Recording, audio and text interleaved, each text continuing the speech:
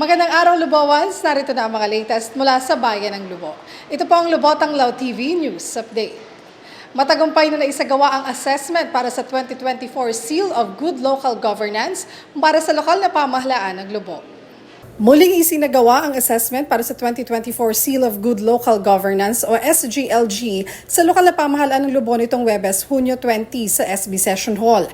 Pinangunahan ng mga panauhin buhat sa DILG Sub-Regional Assessment Team at personal ding pininaluhan ni Mayor Lota Manalo ang isinagawang assessment kung saan sinabi niyang hamon ang resulta ng assessment na ito sa pagpapaganda pa ng serbisyo ng lokal na pamahalaan.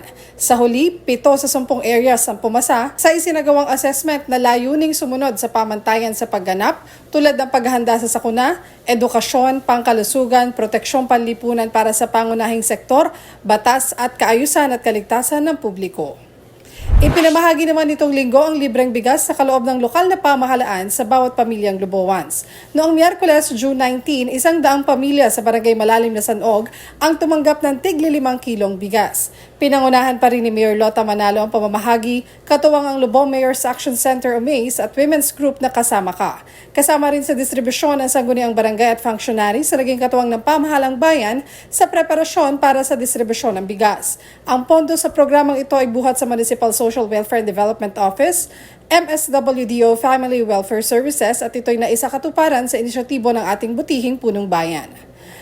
Patuloy pa rin isinasagawa ang ceremonial turnover at ribbon cutting ceremony ng Kalahi Seeds Project sa iba't ibang barangay.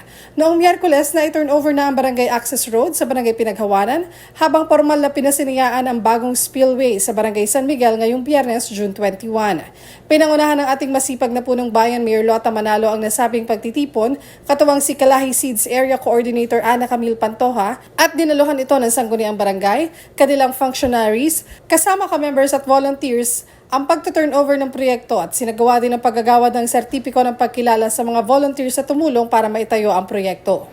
Ito ay sa pagtutulungan pa rin ng Kalahi Seeds at ng lokal na pamahalaan kung saan layong bigyan ng kalayaan ng mga barangay na pumili ng proyektong angkop sa kanilang lugar. Matagumpay namang isinagawa ng Department of Education Region 4A Calabarzon ang Second Quarter Regional Disaster Risk Reduction and Management Conference Coastal Cleanup Activity noong Huwebes, Hunyo 20, 2024 sa Barangay Sawang. Pinangunahan ni Regional DRRM Coordinator Wilbert Olpindo kasama si DepEd Lobo Sub-Office Head at Public Schools District Supervisor Dr. Baby Janet Di Mailig.